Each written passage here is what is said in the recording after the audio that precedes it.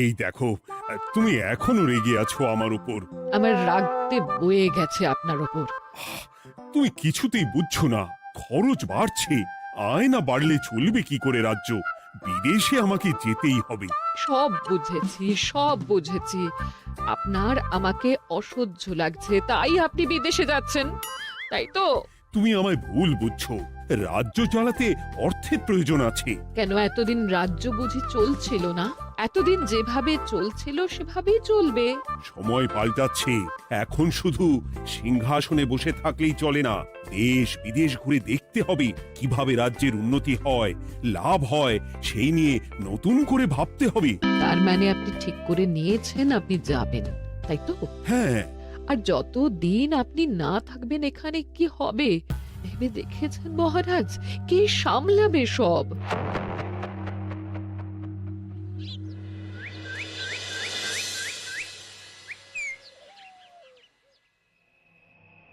চিঠি?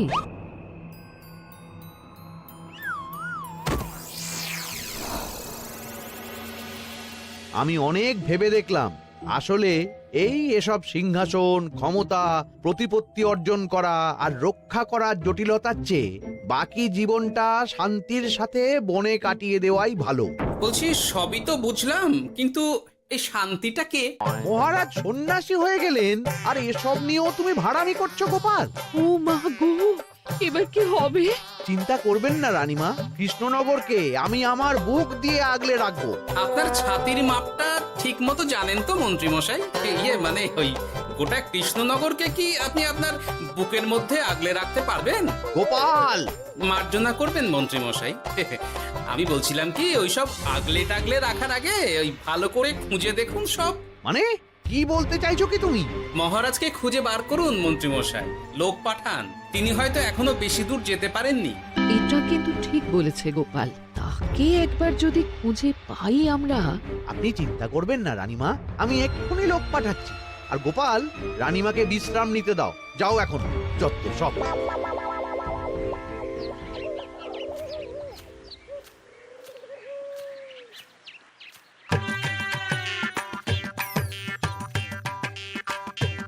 কই গো, গেলে কই? এক ঘটি জল দাও দেখি। ওই জলই খেতে হবে, শুধু জল। ঘরে এক দানাও চাল নেই। যদি বাজারে না গেলে আজ হরি মটর। রাজ্যে রাজা নেই আর তুমি ঘরে চাল নেই বলে চিল্লামিল্লি করছো, চত্ব সব। ও মা গো, মহারাজ রাজ্যে নেই তো গেলেন কই? হ্যাঁ, বনবাসে। সে কি গো, এবার কি হবে তাহলে? কপালে যা লেখা আছে তাই হবে, আর কি। এই তোমার চাকরিখানা থাকবে তো? হ্যাঁ? না থাকলে বাটি হাতে বেরোবো, চিন্তা কি?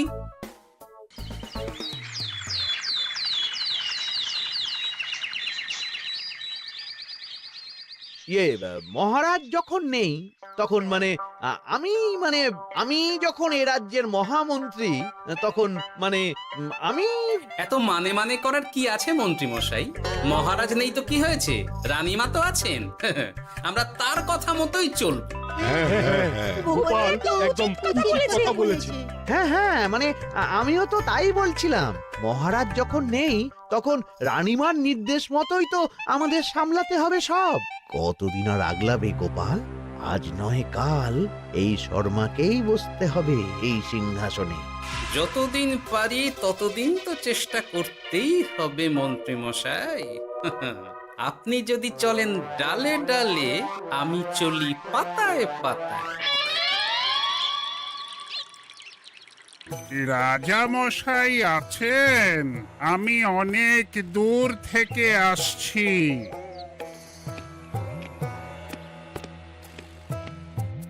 মন্ত্রীমশাই, একজন সাধু এসেছেন রাজামশাইয়ের সঙ্গে দেখা করতে। বলছেন অনেক দূর থেকে এসেছেন। জানো না মহারাজ এখন নেই? যাও, চলে যেতে বলো ওকে। মহারাজ নিরুদ্দেশ। এই মুহূর্তে সত্যিই যদি কোনো প্রাজ্ঞ সাধু বাবা রাজবাড়িতে তার পায়ের ধুলো দেয়, বলা তো যায় না যদি মহারাজের হদিস তিনি দিতে পারেন। ঠিক ঠিক, একদম ঠিক বলছেন পণ্ডিত মশাই। বেশ বেশ, ডেকে আনো তাকে, দেখি সে কি বলে। মহারাজ আমার প্রণাম নেবেন। উনি মহারাজ নয়, উনি মন্ত্রী। আসুন সাধু বাবা, আসুন, আসন গ্রহণ করুন।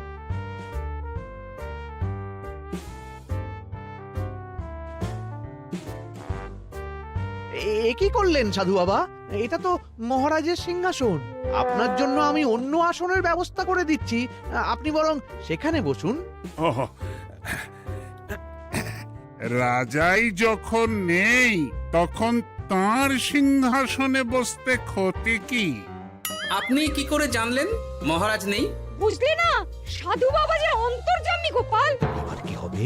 উনি যদি বলে দেন মহারাজ কোথায় আছেন, তাহলে তো আমার আর পণ্ডিত মশাই, আগেই ওরকম হামলে পড়বেন না।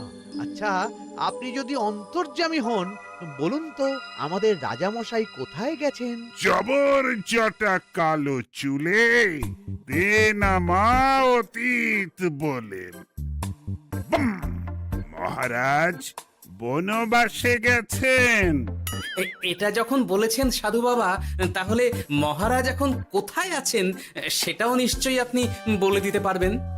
গোপাল, সব বিষয়ে নাক গলিও না তো তুমি। ঠিক ঠিক আছে, রাজা মশাইকে নিয়ে চিন্তা হওয়া তো খুবই স্বাভাবিক, কিন্তু গোপাল, রাজা মশাই বনবাসে গেছেন, তাকে আর সংসার মায়ায় বাঁধা ঠিক কাজ হবে না। এ আপনি কি বলছেন সাধু বাবা? মহারাজ না থাকলে রাজ্য চলবে কেমন করে? নতুন রাজা নির্বাচন করতে হবে।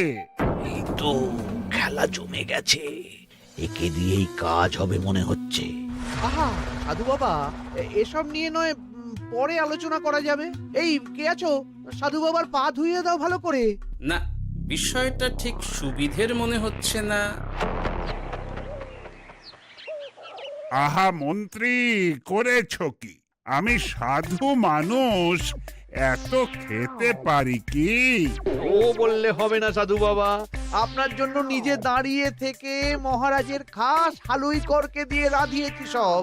এ দেখুন না একটু, অমৃত অমৃত।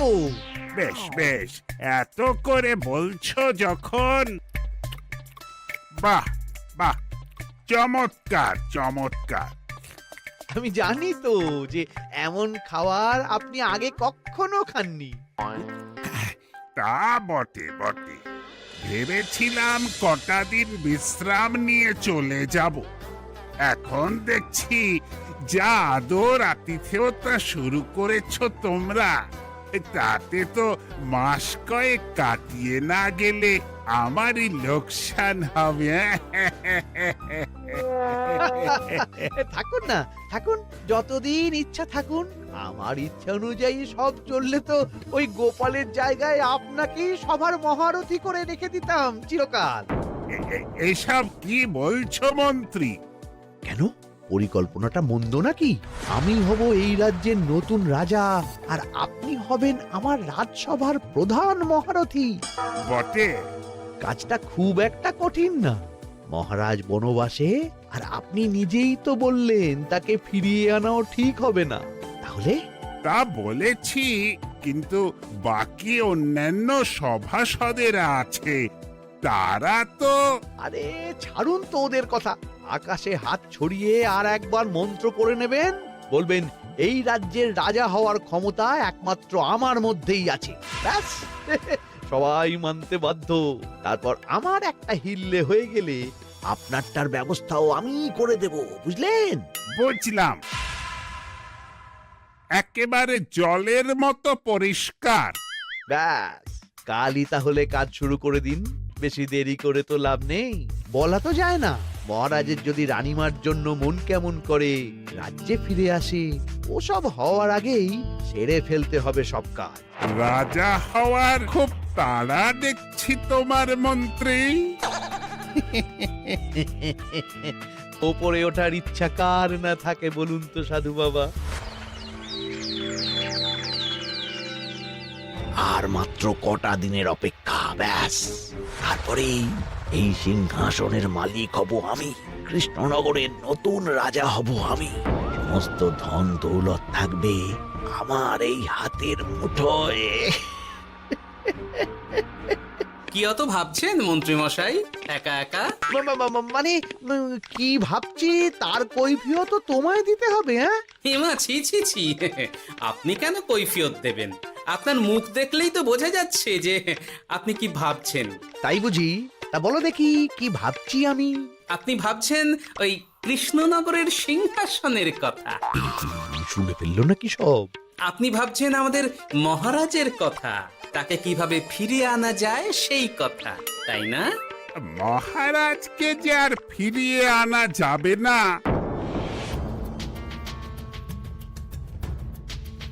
সে কথা তো আগেই বলেছি। তাই যদি হয় সাধু বাবা, আপনি এর একটা কিছু বিহিত করুন, না হলে রাজা ছাড়া রাজ্য। ঠিক বলেছ, রাজা রাজ্য, নুন ছাড়া তরকারি, আলো ছাড়া দিন, জল ছাড়া জীবনের মতো। তাই যত দ্রুত সম্ভব নতুন রাজা নিয়োগ করা দরকার। কিন্তু এ বিষয়ে সিদ্ধান্ত নেওয়ার আগে রানীমার সাথে কথা বলা জরুরি। তার চেয়েও জরুরি একটা কাজ আগে করা দরকার। কিসের কথা বলছেন মন্ত্রী মশাই? গোপালের বহিষ্কার। এ আপনি কি বলছেন মন্ত্রী মশাই? একে রাজা মশাই, তার মধ্যে গোপালের মতো বিচক্ষণ মানুষকে রাজসভা থেকে বহিষ্কার করলে তো রাজ্যেরই ক্ষতি। এটাই হচ্ছে সমস্যা। এই কক্ষে যার যেটা কাজ নয় সে সেটা নিয়ে বেশি চিন্তিত। তুমি বিজ্ঞানী, তুমি বিজ্ঞানে মন দাও, রাজকাজ আমার দায়িত্ব। তাহলে এরকম সিদ্ধান্ত নেওয়ার আগে সবার সাথে আলোচনা করা দরকার। কোনো দরকার নেই, আমি যা বলেছি তাই হবে। রাজ্যের ব্যয়ভার বাড়ছে, এই মুহূর্তে কোনো ভাঁড়কে অযথা বেতন দিয়ে পোষার কোনো মানে হয় না। তাই গোপালেরও কাল থেকে রাজসভায় আসার কোনো দরকার নেই। সবই আমি বুঝতে পারছি মন্ত্রী মশাই। বেশ, আপনি যখন বলছেন, এই আমার শেষ দিন রাজসভায়, চলি সবাই, ভালো থাকবেন।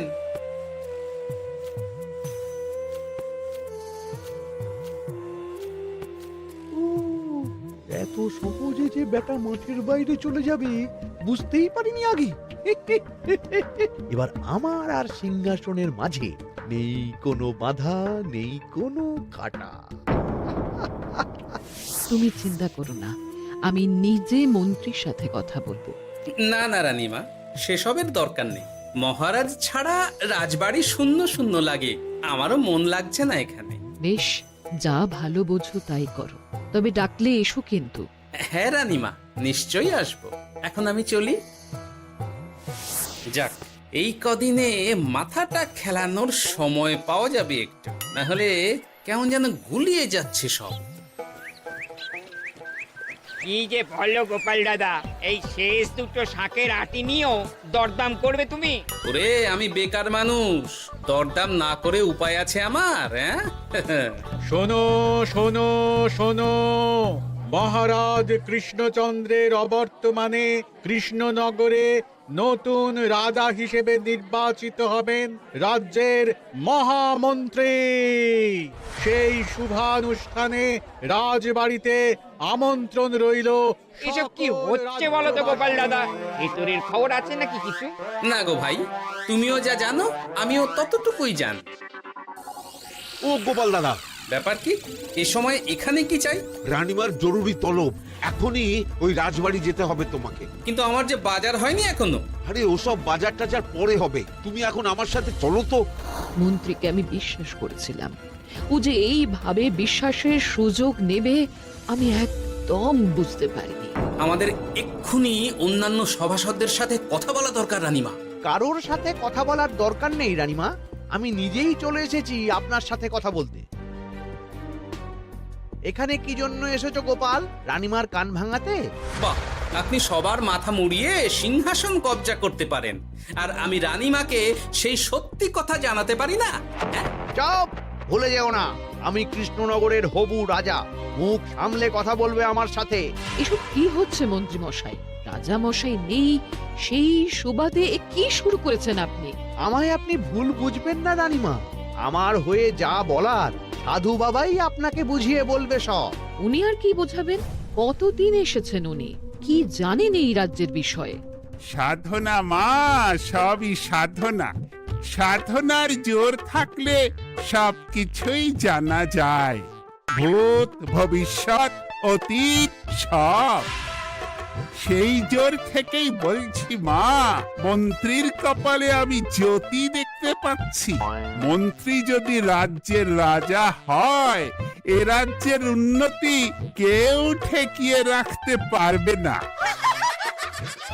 আপনাদের একটা কথাও বিশ্বাস করি না আমি, এসব আপনাদের ষড়যন্ত্র। এ আপনি ভুল করছেন রানীমা। যা হোক, যে কথা আমি বলতে এসেছি, রাজা যখন আমি হচ্ছি তখন তো আমাকে এই প্রাসাদেই থাকতে হবে, ফলে আমার স্ত্রীকেও এখানে এসেই থাকতে হবে। সে তো আর একা থাকতে পারবে না। তাই আপনি যদি এই ঘরটা ছেড়ে দিতেন। কিন্তু মন্ত্রীমশাই, তুমি কি বলছো মন্ত্রী? এখানে না থাকলে রানীমা থাকবেন কোথায়? আর আমি তো এমন কোন বিধান দিইনি যে রানীমাকে অন্যত্র পাঠাতে হবে। সবকিছুর জন্য তো আপনার বিধান দরকার নেই সাধু বাবা, এ আমার নিজের বিধান। আমি রাজা হব, আমার স্ত্রী রানী হবে, তারও তো অধিকার আছে রানীর মতো থাকার, রানীর মহলে থাকার। আপনার ব্যবস্থা আমি অন্যত্র করে দেব রানীমা, আপনি কিচ্ছু ভাববেন না। হাজার হোক আপনি আমাদের প্রাক্তন মহারাজের স্ত্রী বলে কথা। কি বলো গোপাল? আমার মনটা আসলে অনেক অনেক বড়, তোমরা খালি দেখতে পাও না সেটা। কাজটা কি আপনি ঠিক করলেন মন্ত্রীমশাই? শোনো গোপাল, আমাকে ঠিক ভুল বোঝাতে এসো না তুমি, বরং কাল সময় মতো চলে এসো। কৃষ্ণনগরের নতুন রাজার রাজ্যাভিষেকের জন্য মহাভোজের আয়োজন হবে। যতদিন পাচ্ছ খেয়ে নাও পেট ভরে।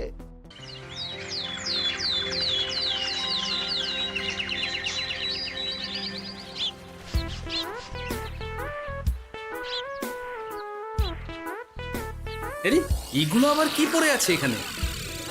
কি এ তো মহারাজের পোশাক, এখানে এসব কি করে এলো? তাহলে কি মহারাজ? না না না, হিসেবটা কেমন যেন ওলট পালট হয়ে যাচ্ছে। সময় তো হয়ে গেল, নতুন মহারাজকে ডাকুন এবার। এসে গেছি, এসে গেছি। আসুন মন্ত্রী মশাই, আসুন। মুকুট নিয়ে দাঁড়িয়ে আছি আপনার মাথায় পরাবো বলে। সাধু বাবা, এবার মহারাজ বলা অভ্যাস করুন। মহারাজ। মহারাজের হদিশ পাওয়া গেছে মন্ত্রীমশাই, মহারাজের হদিশ পাওয়া গেছে। এই কি সর্বনাশে কথা! মহারাজের হদিশ পাওয়া গেছে মানে কোথায় মহারাজ? না না, মহারাজ না, মহারাজের পোশাক পরে আছে পুকুরের ধারে। আমার মনে হয় তিনি ওই পুকুরে ডুব দিয়ে নিরুদ্দেশ হয়ে গেছেন। ও তাই বলো? তা বেশ তো, প্রাক্তন রাজার জন্য না হয় কিছুক্ষণ নীরবতা পালন করে নেব আমরা, ব্যাস। এ আপনি কি বলছেন মন্ত্রী মশাই? মহারাজ সত্যি ওই পুকুরে ডুব দিয়েছেন কিনা সেটা তো তুলিয়ে দেখা দরকার একবার। সেসব হবে আমি রাজা হওয়ার পর। নিন সাধু বাবা, মুকুট পরান।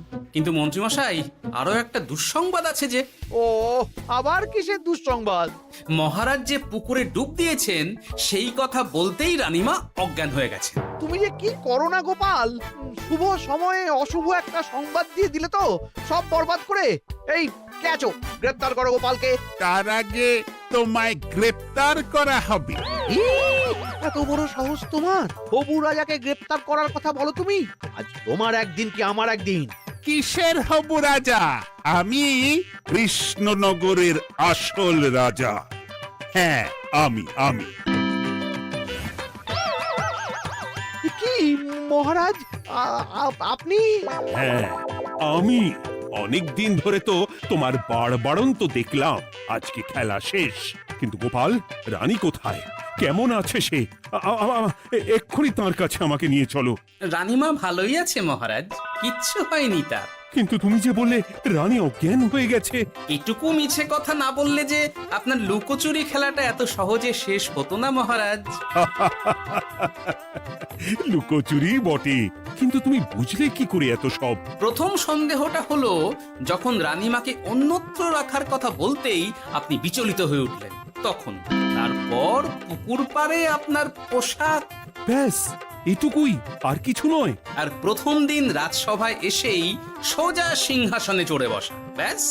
একে একে 2 আর 2 2 4 করে ফেললাম। তারপর মনে হলো রানীমার প্রতি টান ফিরিয়ে আনতে পারে আপনাকে আপনার আসল রূপে। তাই এই মিছে কথা। অধমের অপরাধ মার্জনা করবেন মহারাজ। গোপাল, তোমার তুলনা নেই। কিন্তু মহারাজ, আপনি কেন এই ছদ্মবেশ নিয়েছিলেন তার আসল উদ্দেশ্যটা কিন্তু এখনো আমার কাছে পরিষ্কার হয়নি পুরোটা। আসলে আমি পরীক্ষা করছিলাম, বুঝলে, কিসের পরীক্ষা মহারাজ? যে আমার অনুপস্থিতিতে কে এই রাজ্য চালাবে তার পরীক্ষা।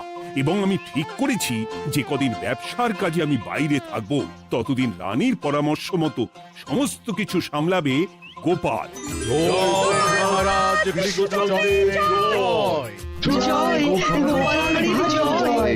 আর আমি মহারাজ? তুমি থাকবে পেয়াদা। এ কি শুধু জল আর ভাত? আগেই বলেছিলাম বেশি বেরো না, রাজা হবেন। এখন খাও খাও, জল ভাত খাও। চেষ্টায় তুমিও আমাকে ভুল বুঝলে গিন্নি।